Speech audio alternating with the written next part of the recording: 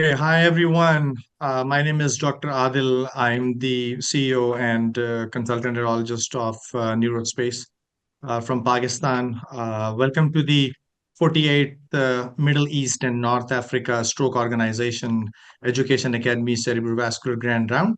And this is the final webinar of the year.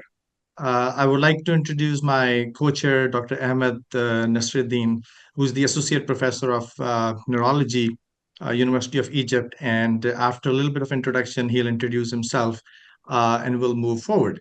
So this year, our webinar series has successfully brought together a global community of over 8,000 participants. This achievement is a testament to the exceptional lineup of 45 speakers featuring both local experts and internationally recognized professors and consultants. This webinar will focus on thrombolysis in the management of acute ischemic stroke, including its application for large vessel occlusion strokes in both the early and late treatment window. Additionally, the session will explore the often overlooked issue of covert cerebrovascular disease, covering its diagnosis, workup, and treatment strategies. Join us as we explore into the complexities of cerebrovascular medicine. Professor Andrew Denchuk will discuss treatment decision for acute ischemic stroke, accompanied by case studies, and Dr. Fisher will explore thrombolysis for large vessel occlusion strokes, and Dr. Christopher Chen will present on the precision workup and treatment of covert cerebrovascular disease. A question and answer session will follow the final lecture. I will pass on to my co-chair, Dr. Ahmed, to introduce himself and then the first speaker. Hello everyone, I am Ahmad Nasruddin. I'm Associate Professor of Neurology in Asyut University in Egypt. I'd like to thank Dr. Malik Adel, my co-chair, for his brilliant introduction. Thanks for him. I'd like to introduce Dr. Andrew Dimshuk. He is a stroke neurologist and professor of the neurology in the Department of Clinical Neuroscience for the Cumming School of Medicine in University of Calgary. He is director of the Calgary Stroke Program, Alberta Health Services. He will talk to us today about one very interesting topic. So please go on.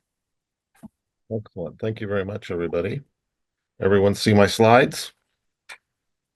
Yes. Terrific. Okay, so I'm Yes. supposed to give a case-based approach to treatment decisions in acute ischemic stroke. I will talk specifically about thrombolysis and mechanical thrombectomy.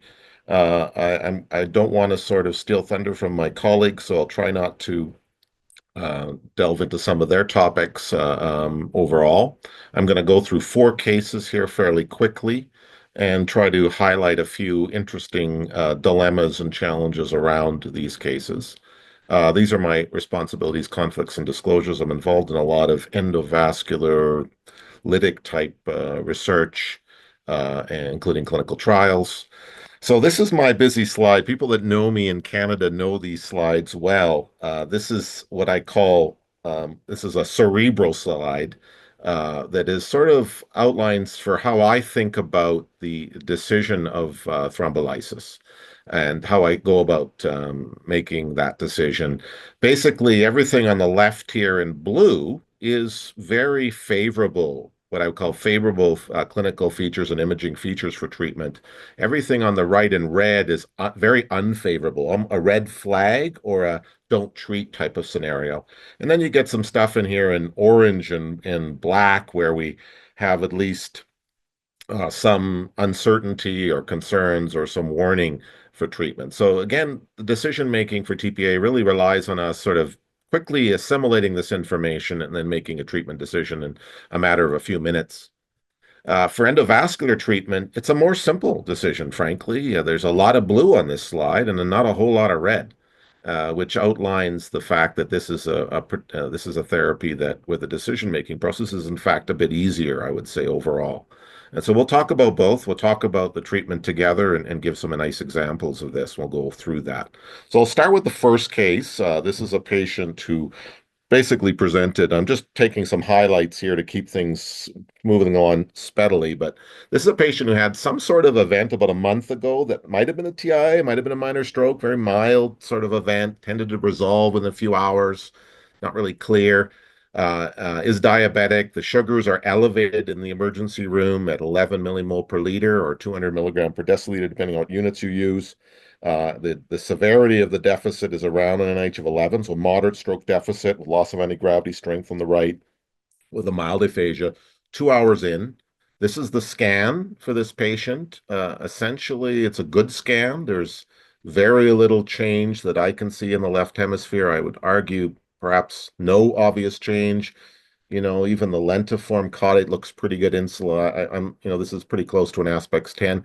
This patient has a distal M1 occlusion overall, and looks like you can see the collaterals there very nicely. So, um, issues that come up with a case like this is I think one of the important issues around thrombolysis is the issue of recent stroke.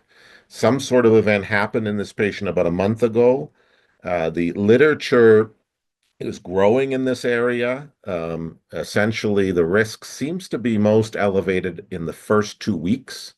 Most guidelines still favor a 2-month cutoff or 3-month cutoff.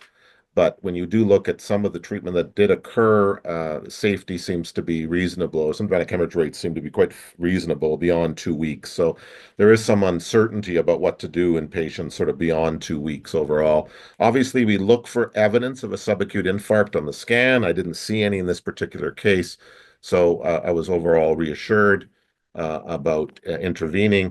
One very interesting thing to note when we think about intravenous thrombolysis is there are sweet spot occlusion locations. This is data from our INTERSECT study, which was a JAMA publication, a prospective cohort study where we looked at recanalization with TPA, baseline, then repeat CTA several hours later across several centers in multiple countries. And we're able to show that the distal M1 occlusion is really a great sweet spot for TPA with rates of recanalization around 60% in the first 30 minutes of intervention, up to 80% at 7 hours.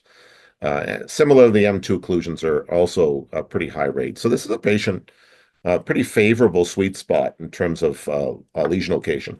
One thing I do want to stress that has been completely underappreciated in the literature is a relationship between glucose and bleeding risk with TPA. A couple of very interesting studies suggest that in patients with elevated blood glucose, if the changes in the brain are extensive or the blood flow is severely reduced, okay, there is quite an elevated risk of hemorrhage. There's almost a perfect storm between high serum glucose and severe ischemia. And this has been shown both with water uptake study as well as in a study of CT perfusion using very low cerebral blood volume, where the patient's blood glucose is over around 10 or more in a setting of a severe ischemic zone is at an elevated risk. Now, our patient didn't have hypodensity. We didn't do a CTP, but there's nothing to suggest particularly that this patient's at high risk. If you don't have areas of extensive ischemia or very low blood flow, your risk is not increased overall with increasing blood glucose. So there's a really important distinction there. This would be an example of a severe hypotenuation type of scenario where the changes in the brain are as extensive as normal white matter or more extensive than normal white matter. I would be worried about treating such a patient, especially in the setting of elevated blood glucose. So overall, I've got a bunch of things here in blue. The glucose is a bit high, which is a slight concern, but it's not a deal breaker. So in this particular case, I would be fairly willing to give lytic in this case. Now, we also, of course, have a large vessel occlusion present and some pretty favorable features. So this patient would also be potentially treated with mechanical thrombectomy. So that's your first case. I'll move on to the second one, middle-aged male, headache for 2 days, but no deficits. A very precise onset around 6:45 p.m. of left-sided hemiparesis, quickly rushed to the emergency room, very rapid progression of deficits on the right side. By the time we evaluate the patient within that first, essentially around the 1 hour mark, very, very early, the patient is already showing evidence of quadriparesis and really going downhill very quickly. There's a top of the basilar, or sorry, mid-basilar hyperdense sign present in the pons. and evidence of a proximal to mid-basilar occlusion, maybe a little bit of flow getting through there. There's also evidence of a left extracranial vert dissection with diminished right vertebral artery and a relatively isolated posterior circulation. So pretty dangerous situation here. There is data on intravenous thrombolysis and basilar artery occlusion.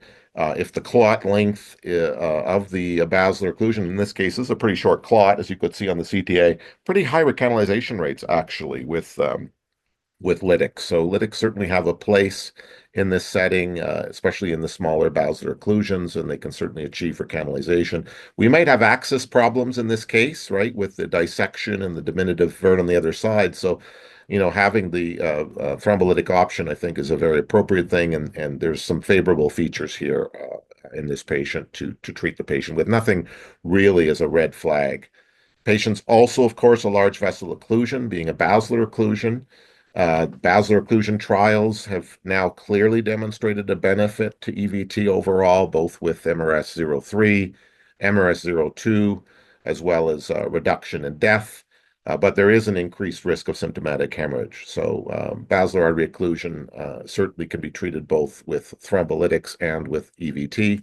This patient was taken quite quickly to the angio suite and actually reperfused remarkably quickly, under 2 hours from onset, 117 minutes from onset. This vessel was opened. There's the follow-up scan on CT. What was remarkable and incredibly challenging about this case is the patient never improved and remained locked in. And which to me is extremely telling about how quickly the ischemia in the brainstem can occur in some situations, especially when the blood flow is severely impaired. So frustrating case, given that we did everything as fast as we possibly could to reperfuse the brain. There's the follow-up MRI, a complete pontine diffusion wipeout, unfortunately. And this is a later image in this patient. You can see that there really isn't much pons left for this poor patient. So we really need probably ancillary therapies in this situation. This is one of the patients that maybe really think about selective hypothermia or something drastic post-reperfusion. We need to develop some treatment here for these very low blood flow patients because we're going to still face this condition of futile recanalization, shockingly, at 2 hours in basilar occlusion. The more severe the deficit, the greater the coma, the older the patient, the more likely a futile recanalization. We've worked with the posterior circulation aspect scoring system. The patients on the lower end of the PC aspect scoring system typically will suffer these futile recanalizations. But there's still good outcomes, though, in some of these patients. So we still have much more to learn about really predicting this up front. And in most cases, we would aggressively treat this patient, obviously, to give them a chance. Third case, quickly, 72-year-old right-handed patient with a recent coronary stent on dual antiplatelet therapy, presents with a severe hemiplegia and global aphasia, NIH stroke score of 24. There's the scan. This is about 3 hours, I believe, from onset. And this is the scan. This is not what I like to see in the first 3 hours. There is hypotenuation here in the left hemisphere that's quite extensive. It's approaching the density of normal white matter, which is around the Hounsfield unit of 26. I'm going to stress that point because that's appearing to be an important level of hypodensity, although we need more data on this. But this is an extensive aspects reduction. I scored this as a 3. Basically, I basically didn't call M1, didn't call M6, and didn't call internal capsule. And that's probably a generous 3, right? A 3 would probably be the best. There's a T occlusion here with involvement of the carotid artery, but some collaterals filling. Not horrible collaterals, not great collaterals, but certainly collateral filling, probably in the fair to poor range, but certainly present. And so there you go, aspects of 3, fair collaterals, carotid T occlusion. I'm not going to talk, I don't want to steal thunder from Urs, but only to show one thing here. And I'm curious what Urs will say about this in his talk, but One interesting finding in the IRIS collaboration of bridging therapy with EVT was the low aspects group of patients where there was at least a suggestion, not statistically significant, but close, that this might be a group of patients where direct EVT may be the more appropriate option in these patients. So I tend to avoid bridging in these more extensive low aspects patients. And I think particularly in the setting of severe hypodensity, there's some very interesting data actually that when the density approaches normal white matter, it's the equivalent to a flare lesion on MR. And we know when the flare lesion is already bright, there's no evidence of benefit from thrombolytics in the wake-up trial. So I tend to put the severe hypodensity into the red flag category here. So I personally wouldn't bridge this patient. But these patients are also on dual antiplatelet therapy, which is a bit of a slight concern, perhaps. Not a deal breaker, but a slight concern. So for me, I might not bridge this patient overall. In terms of EVT, we know that aspects 3 to 5 has now been well studied in multiple clinical trials. We have a statistically significant benefit on MRS02, and we also have a trend toward reduced mortality, or actually statistically significant reduction in mortality. So, I think we're certainly now treating larger core patients. It should be noted, however, that still roughly half of these patients are left bedridden or die. So there's much to still be learned in this group. One, I think, very important variable in this is the degree of hypoattenuation on the scan. And this is sort of my slide of various degrees of hypoattenuation that we face in patients.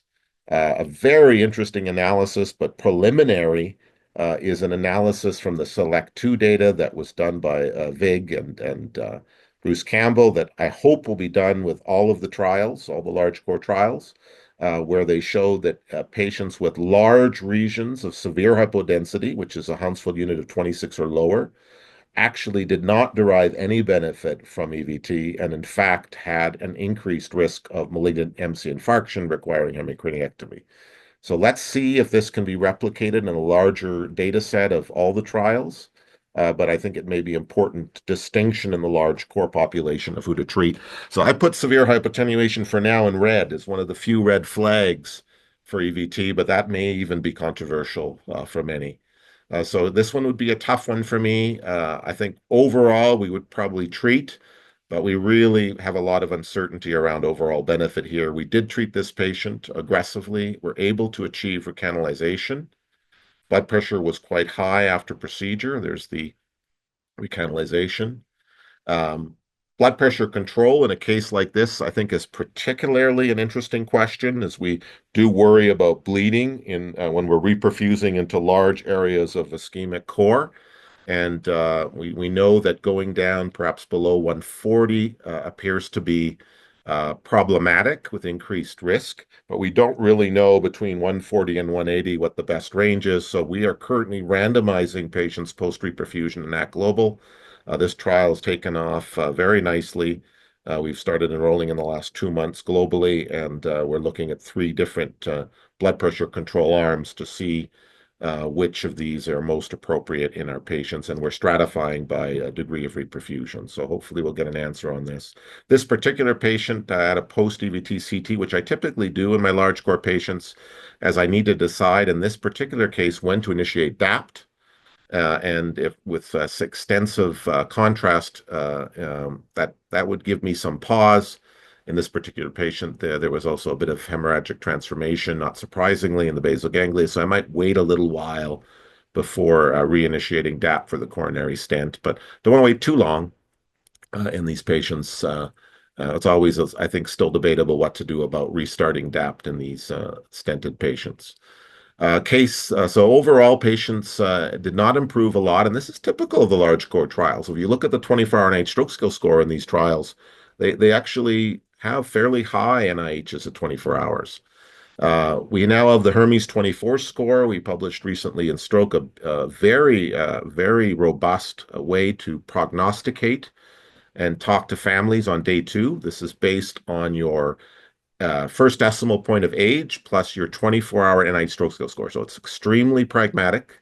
You combine the first decimal point of age plus the United Stroke score at 24 hours. It's not a baseline prognostic score.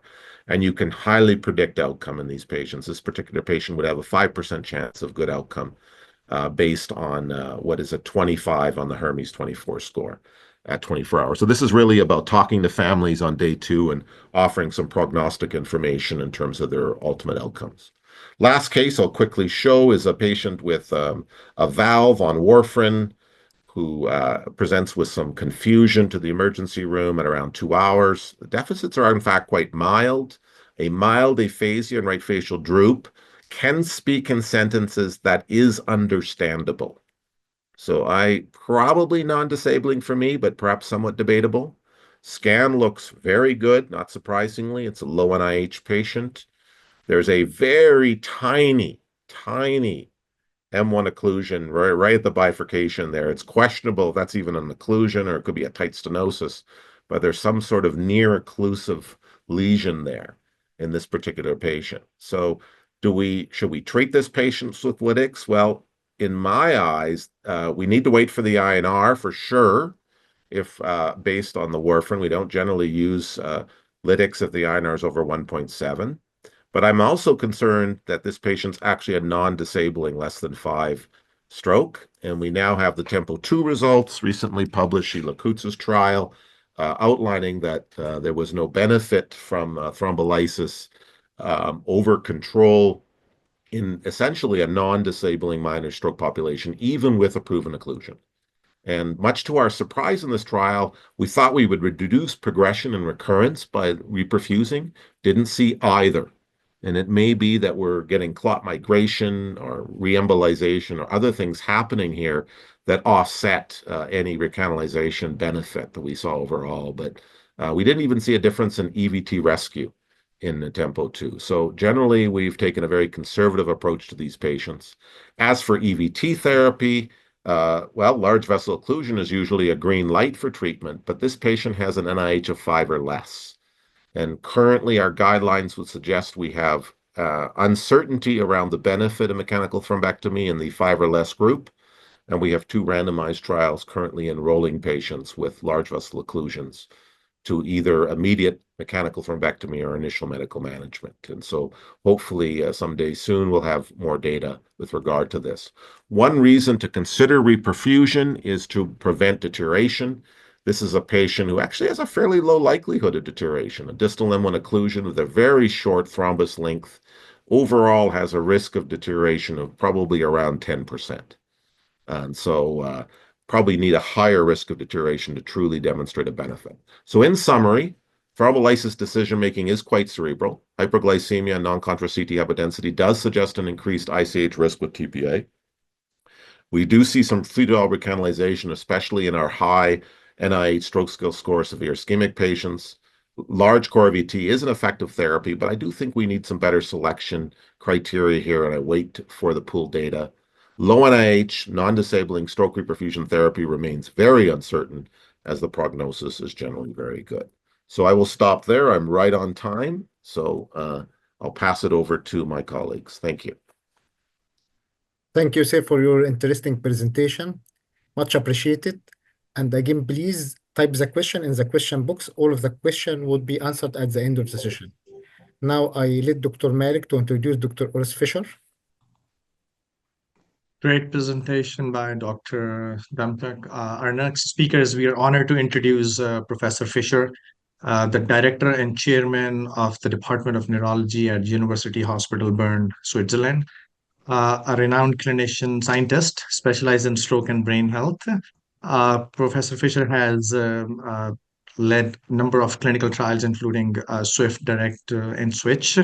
Professor Fischer expertise and contributions to the field have earned him numerous awards. In addition to his research and clinical work, Professor Fischer plays an active role in global stroke initiatives and holds leadership positions in several prominent European and Swiss neurological societies. Over to Dr. Fischer. Yeah, thank you very much for your kind introduction. I hope you can see my screen. So the title is here, Thrombolysis for LVO strokes in the early and late time window. So these are my disclosures. I mainly get funding from the Swiss National Science Foundation and the Swiss Heart Foundation, but I also have funding from industry. But probably my most important disclosure is that I'm keen, as Andrew has also shown very nicely before, I'm keen to answer this type of unanswered questions in clinical practice.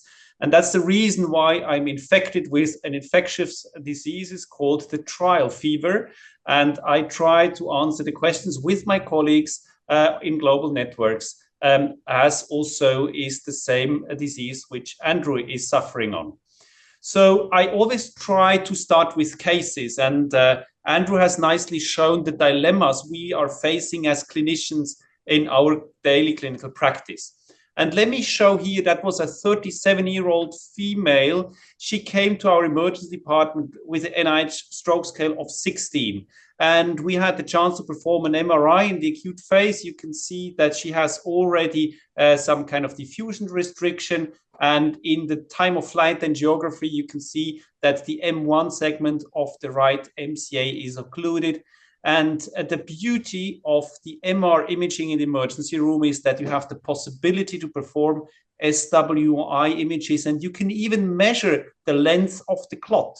And many of you know that it is very unlikely that you're going to recanalize and reperfuse this huge clot with intravenous thrombolysis only. And this is an ideal candidate for endovascular procedure. But the question comes up, would you give intravenous thrombolysis before endovascular therapy in such a case? Well, you will see, well, wait a minute, we do not have enough information. And what would you like to know in such a situation?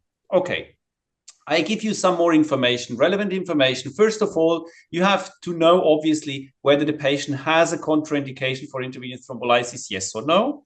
Second, you have to know whether the time window is clear. Was that a wake-up stroke? Was the time of symptom onset witnessed?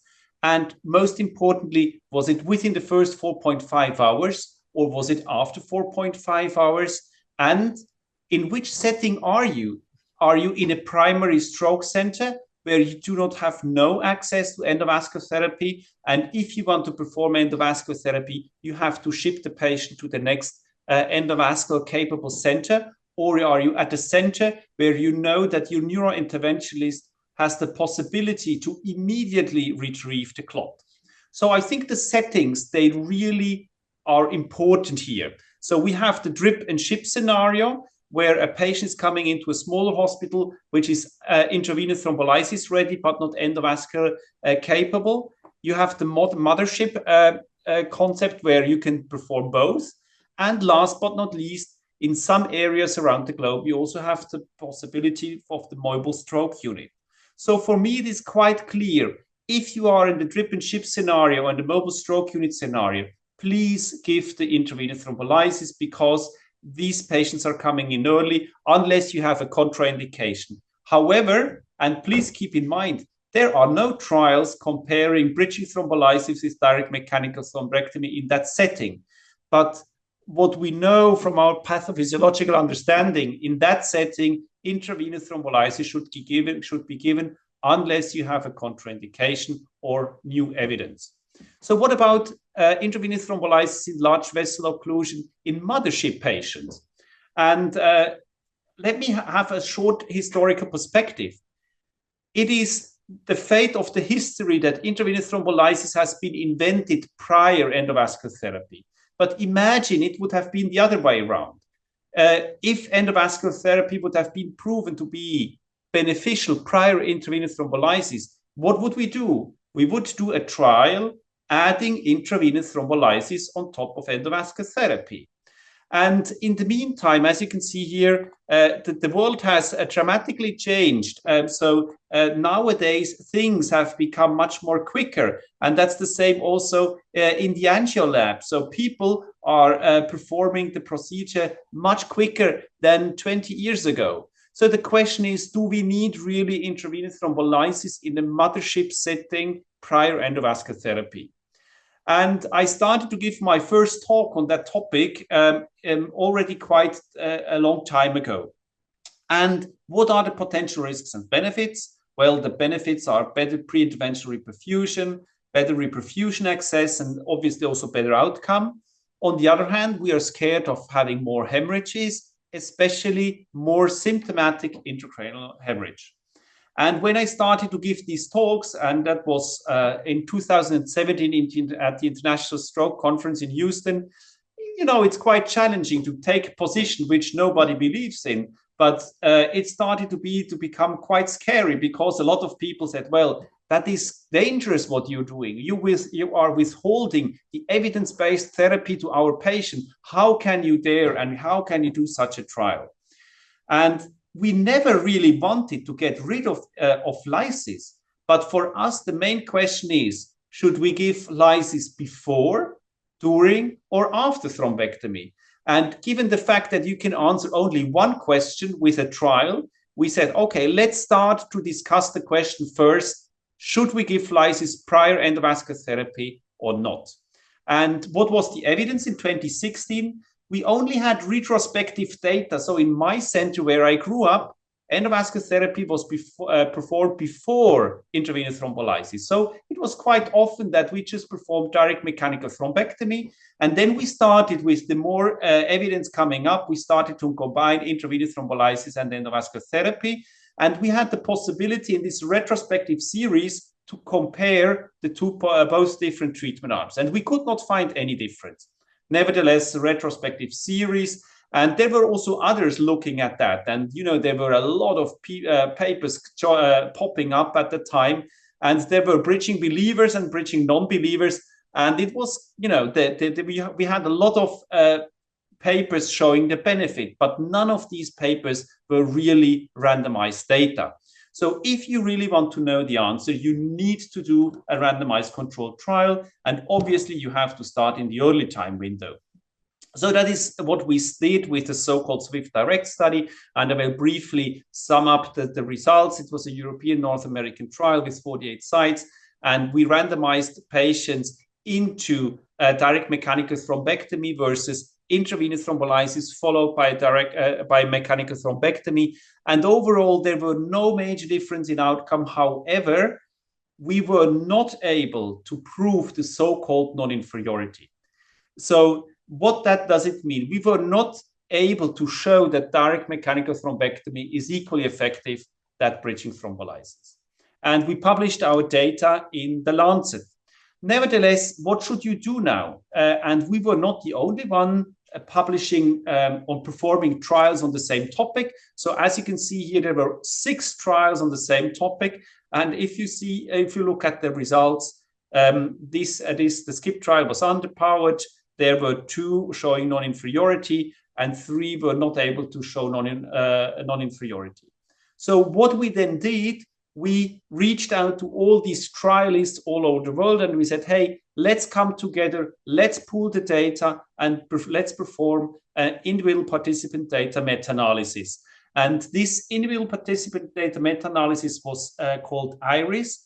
And as you can see here, the aim was to see or to prove whether intravenous thrombolysis prior to endovascular therapy is non-inferior. And please keep in mind, all these trials were focusing on mothership patients. That means only people who are going into a comprehensive stroke center. And given the fact that this was a global initiative, it gives also a global answer. So we had trials in North America, in Europe, in Asia, and in Australia. And before we start to discuss the results, I would like to show a little bit what are the potential outcomes of a trial. So first of all, and that's what we often want to show, we want to show the superiority of a drug and to show that it's also non-inferior. Then you can say we want to prove the non-inferiority. You can prove the non-inferiority and the inferiority. You can prove the inferiority, but you can also end up in a so-called inconclusive result. And that's exactly where we ended up with our IRIS results. So basically, if you look here at the Grotta bars, there doesn't seem to be a major difference in between the 2 groups. Nevertheless, we were not able to show the non-inferiority. However, the confidence interval was very large. So despite having randomized more than 2,500 people, we are not able to show neither the non-inferiority, but we are also not able to show the superiority of the bridging concept. So if you look but at the subgroups, there seems to be a little trend if you look at the variable onset to randomization. So the more time elapsed, the more the approach of direct mechanical thrombectomy is favored. And that was the reason why we performed a subgroup analysis of the iris, and we were looking at time. And here we made two strata. One was within 134 minutes and one was more than 134 minutes. And as you can see here, if you treat these people early, you have a superiority of bridging thrombolysis, whereas in the time window of 134 minutes to 4.5 hours, there doesn't seem to be a superiority. So here you see also the results. Until 2 hours and 15 minutes, there is the superiority of bridging thrombolysis. However, after 2 hours and 15 minutes, there is no longer a superiority. And to be honest, that really makes sense, because these curves, they remind us what we know from intravenous thrombolysis trial. We do have a rapidly decreasing efficacy and a rapidly increasing number needed to treat. So overall, if you treat these people early, then you have a benefit. The next question, the next unanswered question is, should we have taken tenecteplase? Well, no trial has ever done that, but what we did, we pooled the data with the colleagues from Australia. You know that the Extend IA TNK trial, they compared bridging with TNK versus TNK alone. So we took the bridging arm from the Extend TNK trial, and we pooled that with the SWIFT direct mechanical thrombectomy arm. And we did a so-called target trial, and we were trying to melt the two, to combine the two trials. And we were looking at the primary outcome as functional independence at 90 days. So modified ranking scale 0 to 2.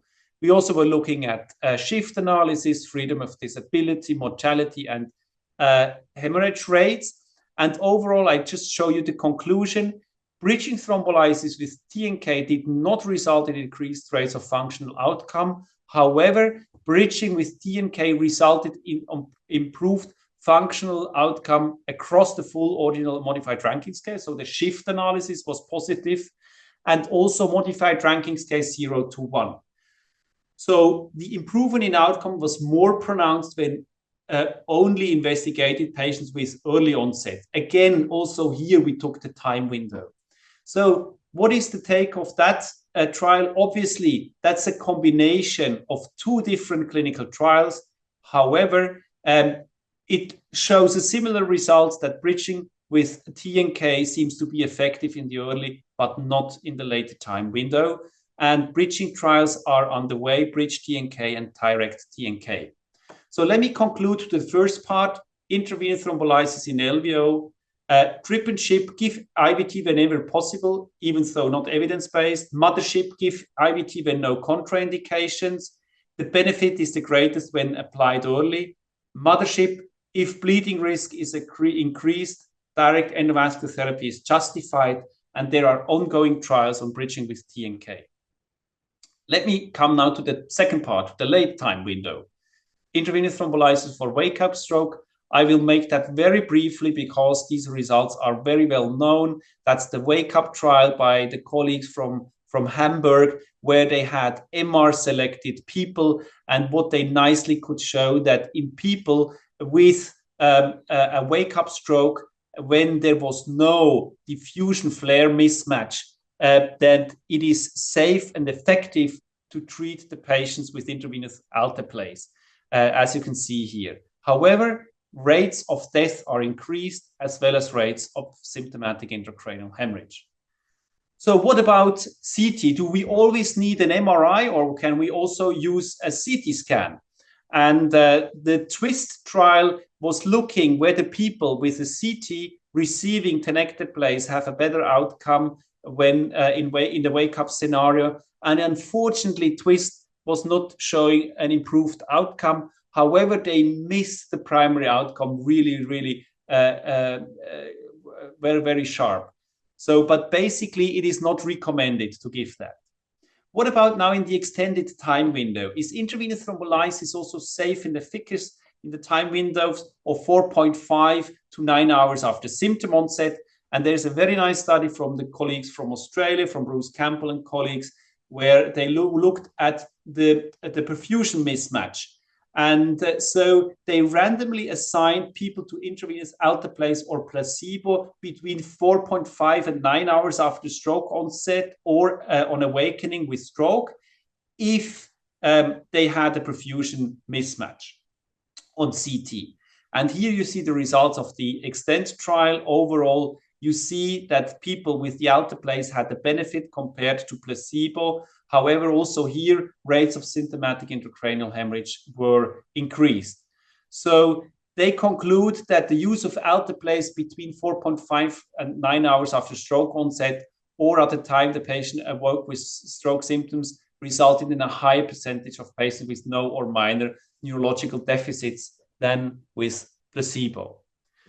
So let me briefly end my presentation with the question, if you are now in the time window of 4.5 to 24 hours, your patient has an ICA or MCA occlusion, do you see any added value of adding tenecteplase?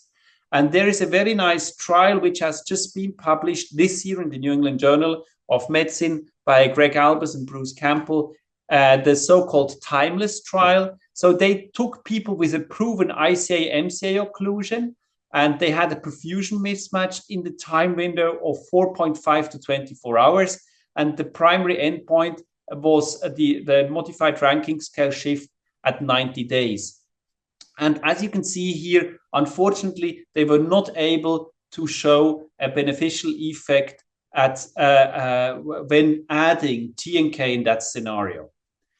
What about TNK alone in ICA MCA occlusion in 4.5 hours to 24 hours? There are areas around the globe where endovascular therapy is not available. So should you give TNK in these people?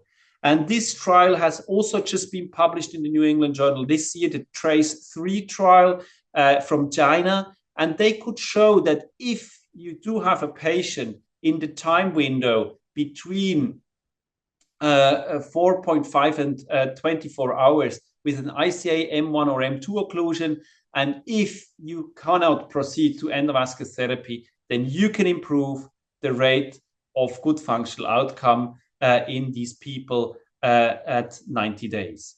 And also here in the subgroup analysis of TRACE, there was a benefit.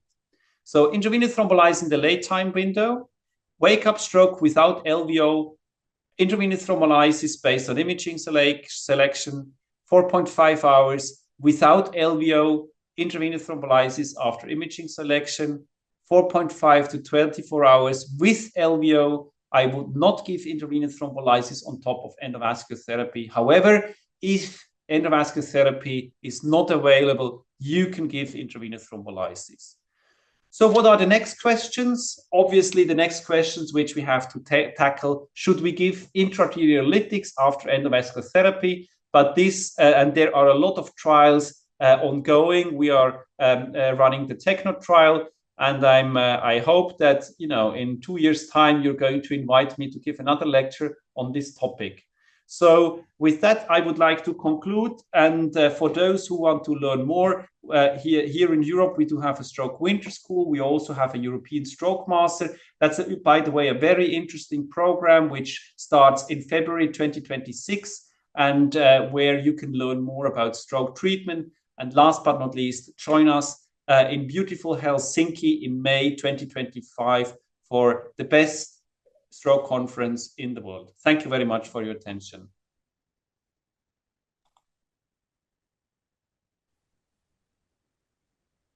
Thank you, Dr. Fisher. That was a great presentation. I would over to Dr. Ahmad Nasruddin to introduce a third speaker. Thank you, Dr. Fisher, for your interesting presentation. And now I'd like to introduce Professor Christopher Chen. Professor Christopher Chen is a senior clinician scientist at the Yong Lu Lin School of Medicine, National University of Singapore. He is supported by a Singapore Translational Research Investigator Award from the National Medical Research Council of Singapore. He got his neurology training at Cambridge, Oxford, and the Institute of Neurology in London.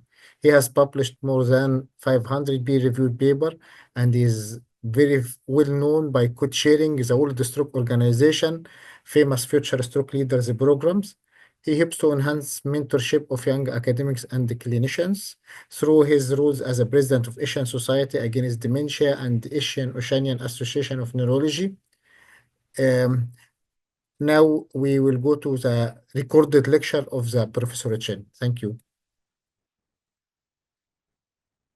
I'm a neurologist at the National University of Singapore, and I'm very grateful to have been invited to present at this grand round on precision workup and treatment of covert cerebrovascular disease.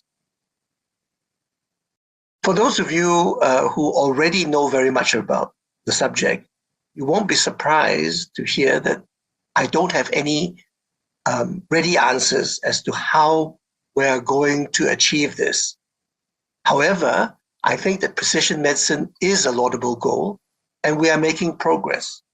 So let's see how much progress we made over the course of the next 20 minutes. So precision medicine is defined as medical practice based on an increased understanding of the molecular mechanisms of diseases. And this allows us to group patients who would best benefit from specific treatments rather than the one-size-fits-all treatments that we often offer our patients. So the idea of precision medicine is to target treatments to patients who are most likely to benefit. Now, the benefits are considerable. There's no doubt that precision medicine in other fields, such as oncology, have been able to deliver better treatments for patients.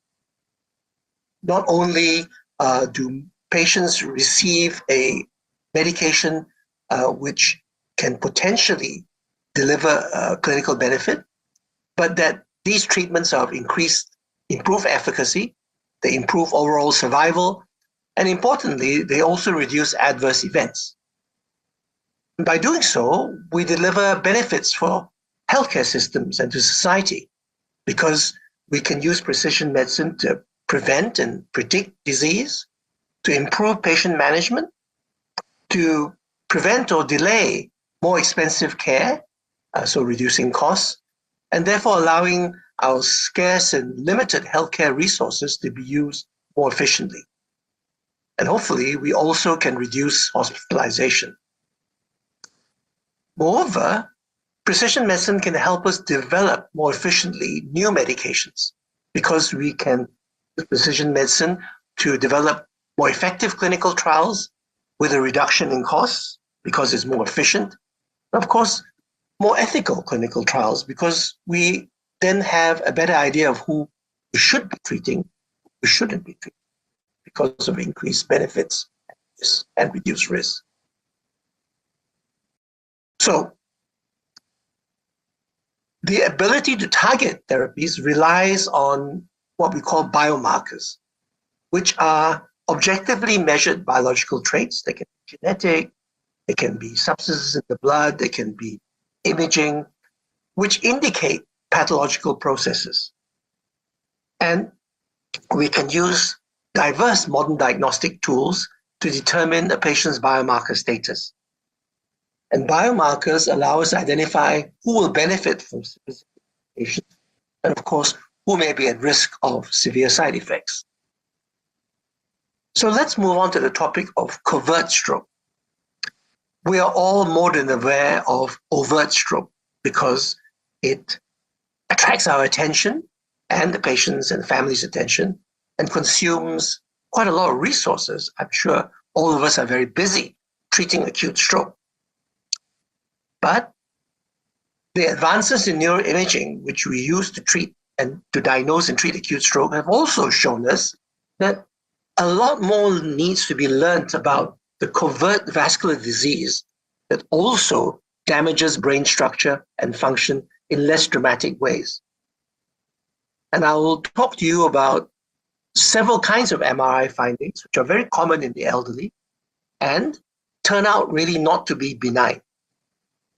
And I will emphasize that we need to identify the etiological risk factors for these MRI findings so that they can be prevented and brain function preserved. The bulk of covert cerebrovascular disease is due to cerebral small vessel disease. And unlike larger blood vessels, which we can visualize with MRA, etc., small vessels are difficult to visualize in vivo. So we often need to use markers of cerebral small vessel disease as shown up by MRI features, such as recent small subcortical infarcts, lacunes, white matter hyperintensities, perivascular spaces, microbleeds, cortical superficial siderosis, microinfarcts, and atrophy. And I apologize for this long list of lesions, but if you're interested, these are described in great detail and very thoughtfully by several papers from the STRIVE group, the first being the paper by Joanne Wardlaw in 2013, and more recently, a paper led by Marco During last year. These infarcts or these lesions are classified as silent when they are detected on brain imaging, but often lack temporally correlated stroke-like symptoms.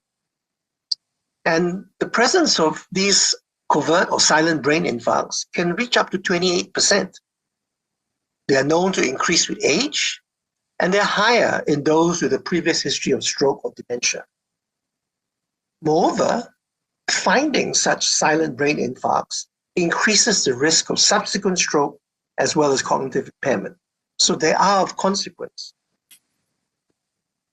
So in this meta-analysis of up to 13 studies in nearly 15,000 patients, with a mean follow-up period of 2 years to about 15 years, silent brain infarcts, which are present in about 20% of stroke-free older adults, was associated with a twofold increased risk of future stroke.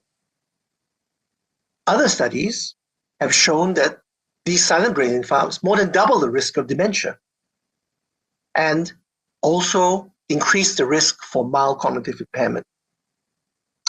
Even if you control for vascular risk factors, silent brain infarcts still increase the risk of dementia, i.e. that of Alzheimer's disease.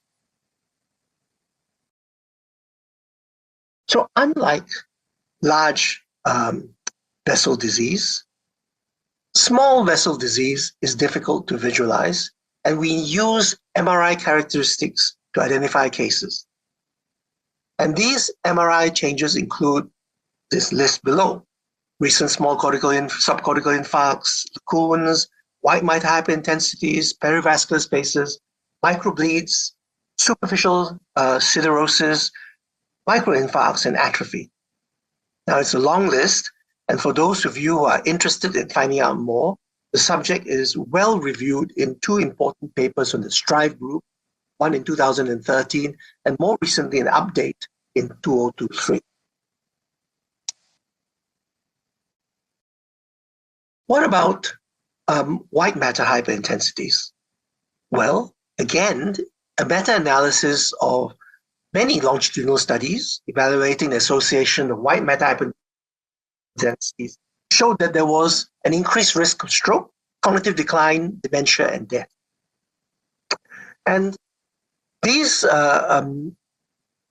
risks were quite substantial, from 2 to 3 times increased risk. We know that there is a link between white matter hyperintensities and other features of small vessel disease.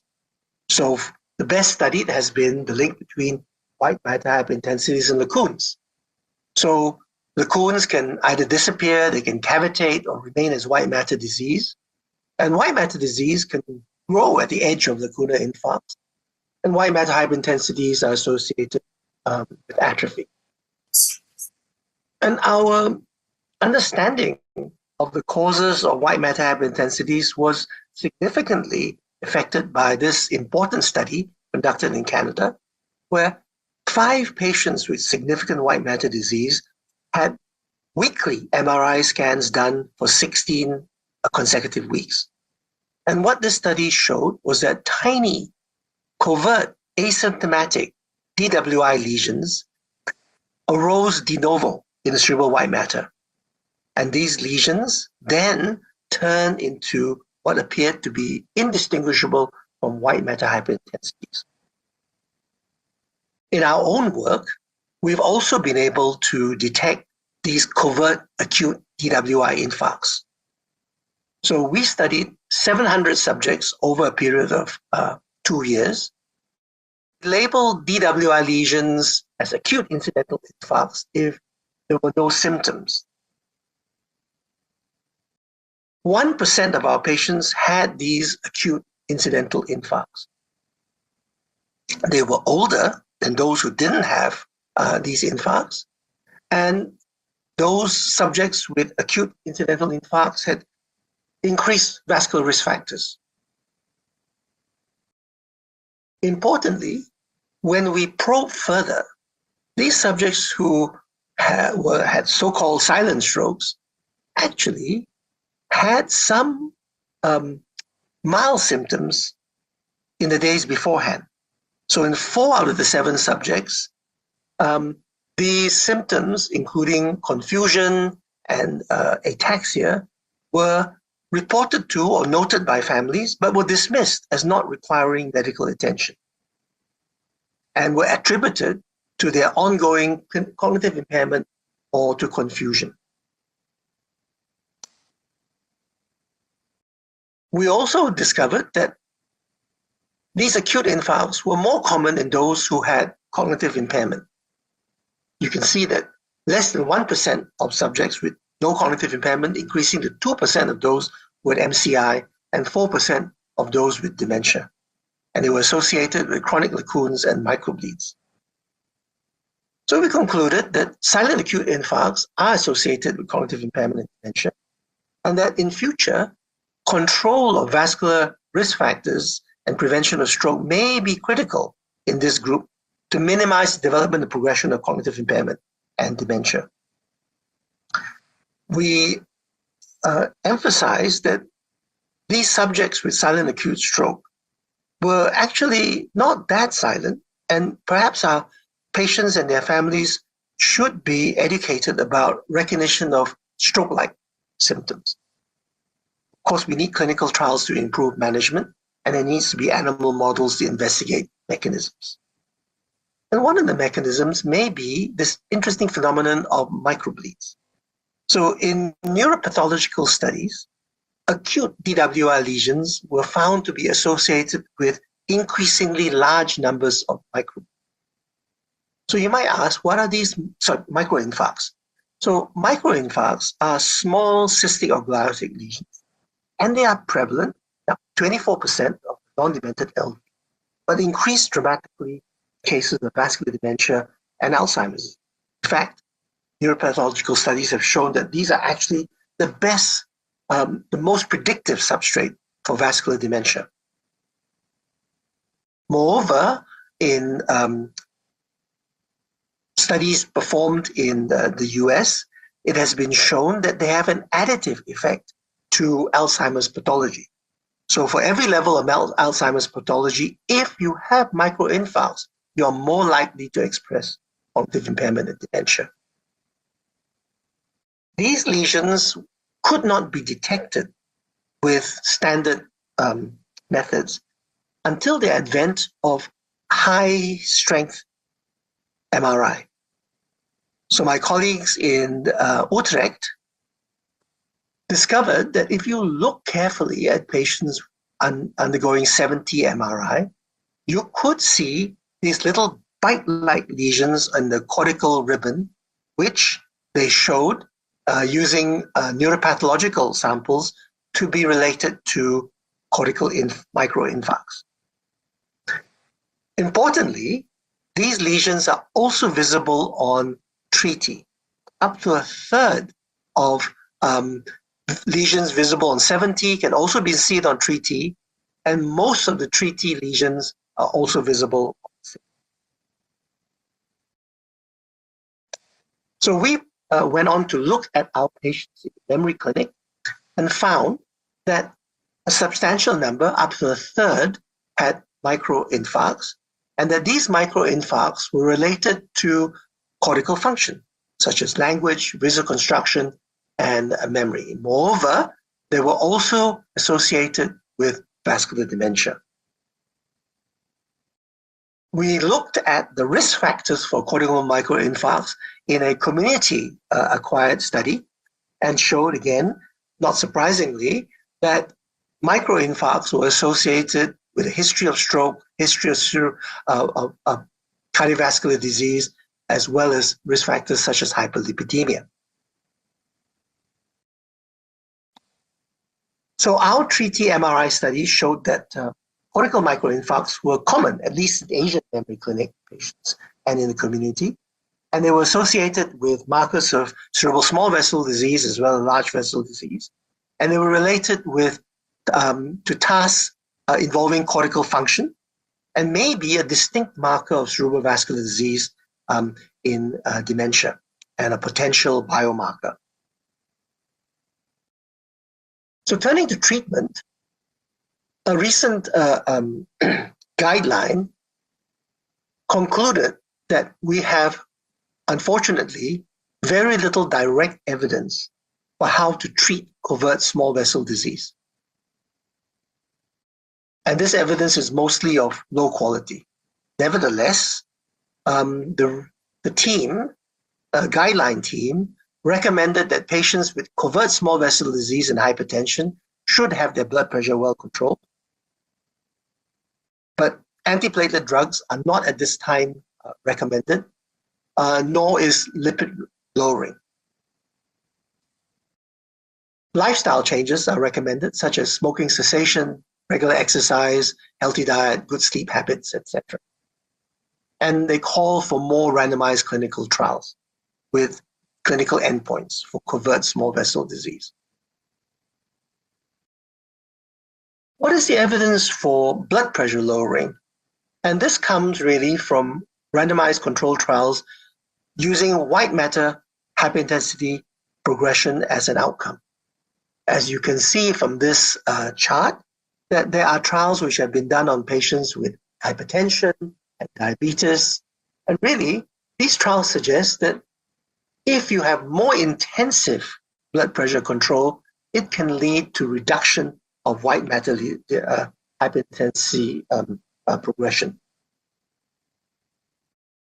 So to conclude, we can use biomarkers as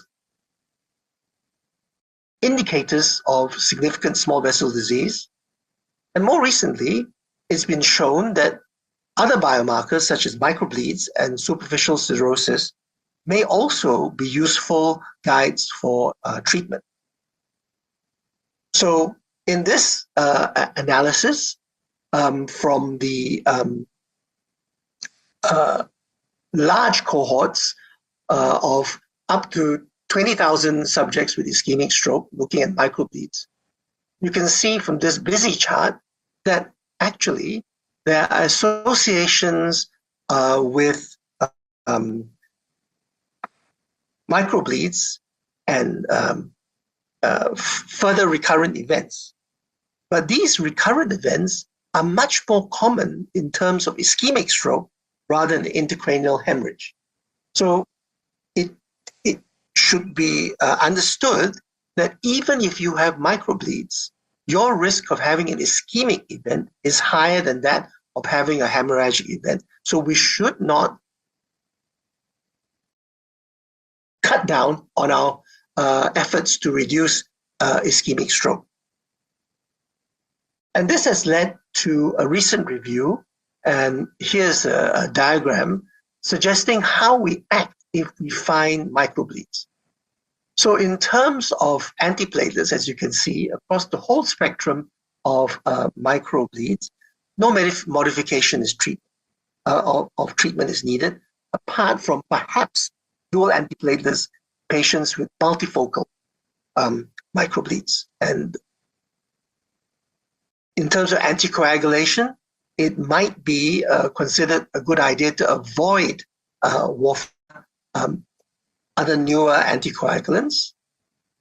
In terms of the memory clinic, same issues are brought up and the same management is considered, as is the case for ischemic stroke TIAs with some modification. So you can see now that having biomarkers such as microbleeds may lead to improve treatment or at least improve safety. So to conclude, the challenges ahead of us for small vessel disease is that we still need to identify those at highest risk. And really, perhaps the future lies not just in neuroimaging, but in blood biomarkers. And we need to develop effective treatments by better understanding of the pathophysiology.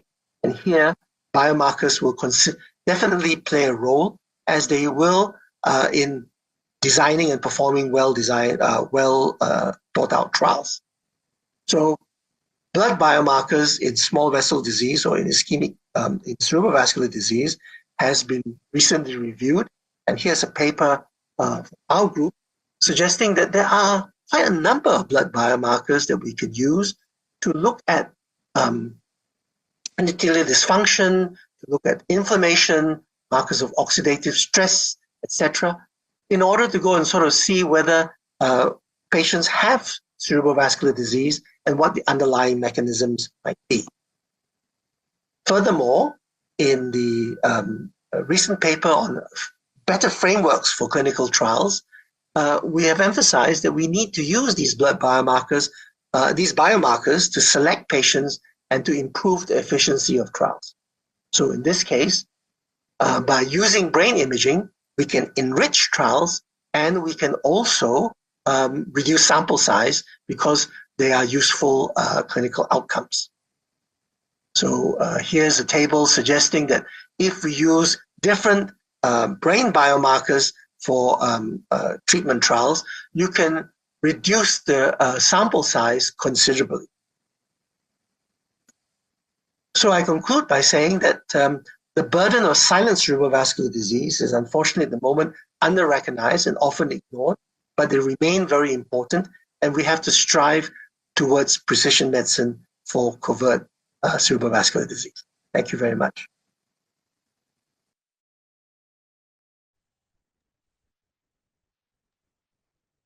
Thank you, Professor Chen, for your interesting presentation. And we wish you were with us.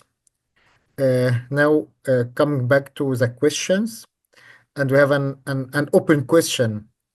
Is there a clear difference in recanalization rates between tenecteplase and alteplase? Well, I'll say this. It is clear that tenecteplase increases clot migration over TPA. I think we have a fairly robust enough data set now to say that with confidence.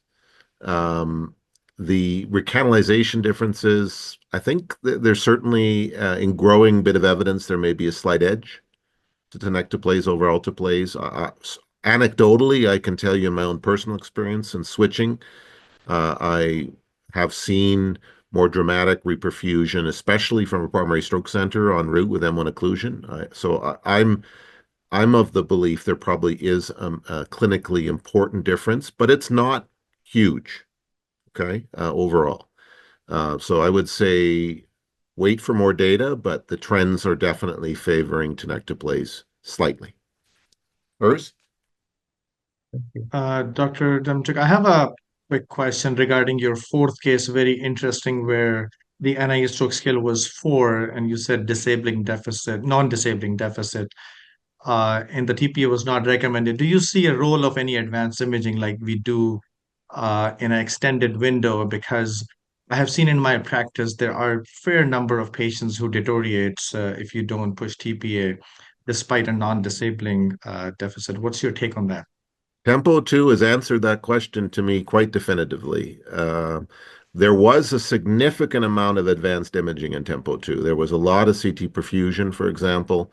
We saw no additional effect in the TP in the patient. Like basically, Tempo 2 was enrolling occlusions on CTA or perfusion lesions on TTP. And either approach resulted in no measurable benefit of tenecteplase over best medical management, which was DAPT in a majority of cases. So for a non-disabling mild stroke, we just surprisingly didn't see any effect. We were thinking we would, but we didn't. And so it's a really nice example of doing a large randomized trial. This trial took close to a decade to run. Sheila Coots did an absolutely amazing job trying to finish this trial and get to a reasonable result. And in fact, this stopped prior to full analysis at the second interim because of futility. So I would say the data is very clear. We need to be conservative for a non-disabling mild stroke. The open question, though, remains, what about a disabling mild stroke? And there, I think we have some uncertainty and maybe need another trial to sort of delve into that a little bit more. But for non-disabling, we've got an answer. But if I may, I mean, Tempo 2 was the trial which completely destroyed my current belief in acute stroke. I mean, that's one of the, I still don't understand the trial. And one question I still do have, do you think, Andrew, were there people where physicians were not believing in clinical equipoise and were treating them outside of the study, and the Tempo 2 only included people where there was uncertainty? That is one question which I would like to know, but I might be wrong. But because it completely does not fit in my concept of and understanding what I've learned so far. Yeah, I mean, we randomized everyone, right? So, and many of the centers did the same. So I don't think we ran into a problem where the best patients were treated outside of the trial. Sheila's looked very closely at different NIH, items, right, on the scale, and there's just no group where we can see a signal of benefit. I think the bottom line here, Urs, is the prognosis is so good for a non-disabling mild stroke. And the deterioration rate actually is pretty low. I was trying to show that my last slide there was to look at, like M2 occlusions, M3 occlusions, they have very low deterioration rates, actually, surprisingly, in the literature. The M1s and the carotid Ts certainly have more, 20, 30%, right? We do have a fairly good number of M1s. We just didn't see any effect. And I actually do think there's a downside in these mild strokes with early recurrence and stroke migration, clot migration, that offsets even some of the benefits for reperfusion. So I know it's a surprise. It's one of those ugly facts from a randomized trial, but this is 870 patients. This isn't a small study, and the direction of effect goes the wrong way. So I will be really surprised if someone ever did a second trial, they would see a completely opposite result. I feel very comfortable with the finding, as disappointing as it is for the field. It answers a question. The next question to Dr. Fisher. Regarding mechanical thrombectomy, what is your first strategy to go? Is it stent retrieval or aspiration? That's also a good question. There is no clear randomized evidence. So it is a little bit more our interventionalist. I'm not an interventionalist, I'm a neurologist. Our neurointerventionalists, they often use stent retrievers first. Nevertheless, I think in people with more distally located occlusions, well, there's no evidence what you should do, but eventually in these people, aspiration might be an equal opportunity, and it also very much depends on the anatomy and the conditions. So, but there is no clear answer. Thank you. Okay, I think there's another question and that's regarding, would you thrombolyze patients with, no, I think this was a different question, sorry. I think we already answered this question.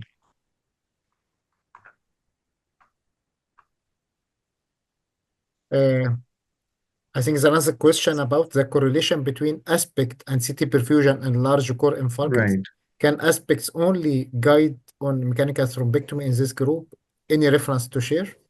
Yeah, I mean, certainly I believe the Tesla trial was the one trial which really used a more pragmatic approach to imaging determination. On that trial, there was a trend toward benefit for large core, but it wasn't statistically significant. So that's one thing that's unique about one of the trials. So, obviously advanced imaging was a prominent element in several of the trials. And that's where we saw benefit. One of the things I think we need to talk about, we don't probably talk about enough, is if we look closely at those large core trials, the real benefit is driven in what I would call medium cores, right? 50 to 70 cc lesions where we saw a very clear demonstrable benefit. Where we lack randomized trial data is well over 100 mils. And we need, especially at 150 mils. Now, I don't know if people are going to do more clinical trials to answer that question, but there is some doubt once you get to a very extensive lesion. And there is a lot of doubt in my mind once it becomes very hypoattenuated. So overall, I mean, yes, you could use aspects. The advanced imaging, but was, however, important in driving, I think, the benefit in the overall story of large core. Urs, do you have anything to add to that? You've got some experience with this too. No, no, I can only echo what you have said. I fully agree. Thank you. Another question about silent brain stroke. Is there any consensus recommendation for preventing the silent stroke? I think it's, risk factor. I treat a silent stroke. It is sort of somewhere between primary and secondary prevention, but I think it's often a warning of trouble. So paying attention to all of the vascular risk factors and controlling them, I think, is an appropriate approach. Silent strokes can tell us a lot of different things. An acute silent stroke can be very helpful. Pattern of infarction can tell us a lot about etiology. So I do pay attention to these silent strokes. If I see cortical silent strokes, I'm often, rethinking mechanism and looking for proximal sources, and I will sometimes delve into workup further. So there's a lot of nuances, I would say, around the issue of silent stroke. I fully agree, and I think we also have just a paper in production on silent stroke in the ELAN cohort. So the question is, when you have a patient with atrial fibrillation and an ischemic stroke, and you do not know when to start anticoagulation, early or late, and there's very nice to see that people with covered brain infarction, that they have the higher benefit of an early anticoagulation compared to those without. So, and I think these kind of covered brain infarction are quite informative. And we have a silent stroke clinic or covered brain stroke clinic where people who have an accidental finding, because they had an MRI due to a headache or something else, and then all of a sudden we discover a silent stroke, where we are going to investigate these people, and we're trying to follow them up. We still don't know what is the right answer, whether we should, investigate them, whether we should treat them.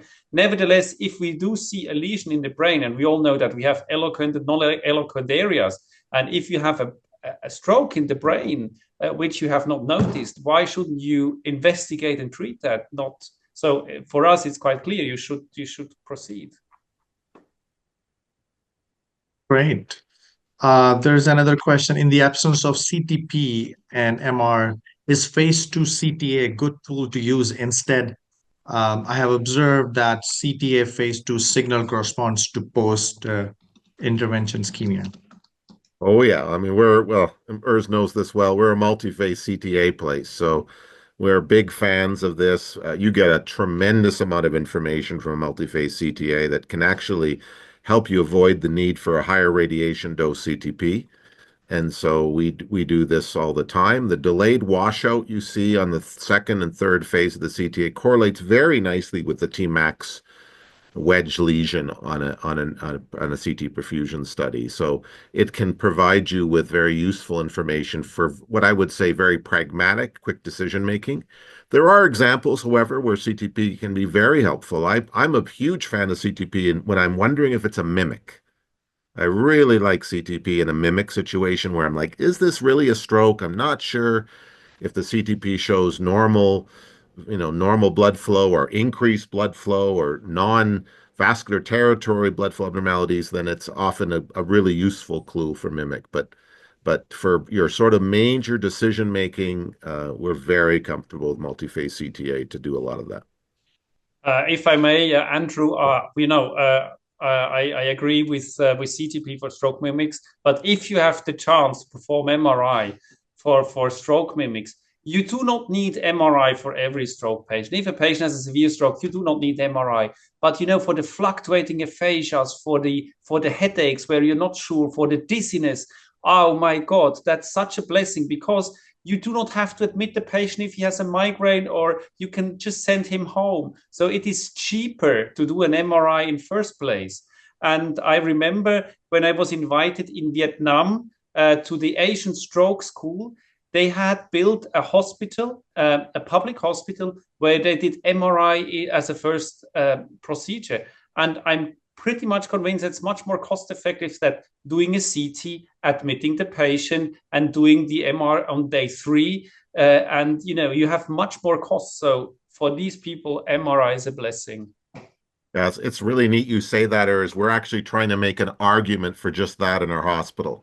We're in a socialized health system where, MRI access is just really challenging, but it can save hospital admission, to your point. And it can save costs. So you can invite me for a talk. I'm more than happy to provide you some information of cost effectiveness on MRI. So it's, yeah. You consider it done, Urs. We'll make it happen.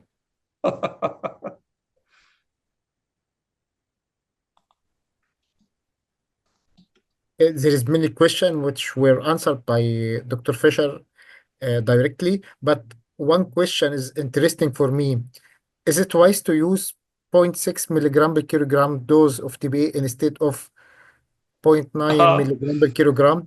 I think the person who asked this question is working in low resources setting, which is a common dilemma, because sometimes patients paying from their own saving, not covered by health insurance. So sometimes doctors try to reduce the dose for stroke patient just to save for their money. So is it possible to do that? Andrew. Yeah, I'm a fan, to be honest. I mean, if you look very closely at the Enchanted trial, one of the unfortunate things about the Enchanted trial is the endpoint chosen for the primary was the 0-1 endpoint, which did not show non-inferiority for 0.6. However, if you use the shift analysis, which many of us would say is probably the most robust way to look at the whole totality of the data, it's exact wash. 0.6 and 0.9 have an odds ratio of 0.99. They are equivalent. So if you are in a low resource setting and you want to, it is reasonable to consider that. The problem is it's not in guidelines, right? You would need to explain that to the family that, because the Enchanted trial did not hit on its primary endpoint, it just really hasn't permeated the guidelines. Yet when you look closely at the data, that's pretty equivalent. We are trying to answer this actually in ACT Global. We are comparing low-dose tenecteplase 0.18 versus 0.25 because we do feel there's a place for a low-dose lytic approach. And so we hope to have some data around the tenecteplase question in the next couple of years on this, because we think there are populations where a lower dose may be better. Tenecteplase still has a significant bleeding risk. And, duodenyplatelet therapy, DOAC, there's a number of DOACs, other scenarios where we wonder if dose may matter, but we need to study that. Great. So Dr. Andrew Denchuk, count me in for MRI first because I'm trained at MRI first at NIH. So I'll be happy to advocate for that. It makes a lot of sense in mild I'll stroke. It makes a lot of sense in mild stroke, to Urs's point, right? To save admission. There's a That's true. real good argument there. And That's true. save money. That's the only thing what politicians understand. Money, money, money. Yeah. Money, money, money. Yeah, that's true. I think we're at the end of the session, so I'm going to hand over to my co-chair to conclude this awesome webinar. Thank you for everyone, and I would like to thank Dr. Andrew Demchuk and Dr. Urs Fisher and Professor Christopher Chen for their interesting presentations and for their time and dedication and for answering all the questions. I'd like to thank also my co-chair, Dr. Malik Adel, for his nice introduction and being co-chair with me. Thank you for everyone for attending this interesting session, and we are happy to be with you.